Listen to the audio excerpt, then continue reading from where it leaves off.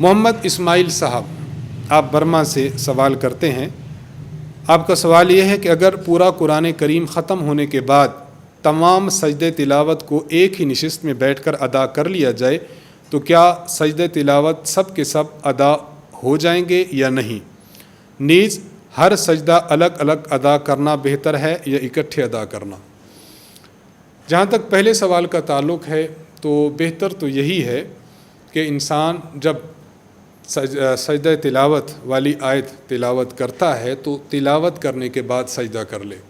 لیکن اگر فوراً سجدہ نہیں کرتا تو بعد میں سجدہ کرنے کی بھی گنجائش ہے، بعد میں بھی سجدہ تلاوت ادا کیا جا سکتا ہے۔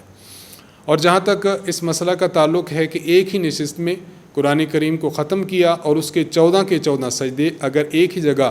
بیٹھ کر ادا کر لیے جائیں تو ادا ہو جائیں گے، تو اس کا جواب یہ ہے کہ جی ہاں ادا ہو جائیں گے۔ اس کے لیے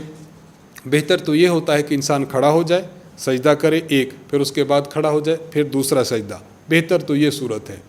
لیکن اگر اپنی جگہ پر بیٹھے ہوئے ایک سجدہ کر لیا پھر بیٹھ گئے، پھر دوسرا کر لیا پھر بیٹھ گئے، اس طرح بھی اگر سجدے ادا کر لیے جائیں تو اس طرح بھی ادا کرنا جائز ہے۔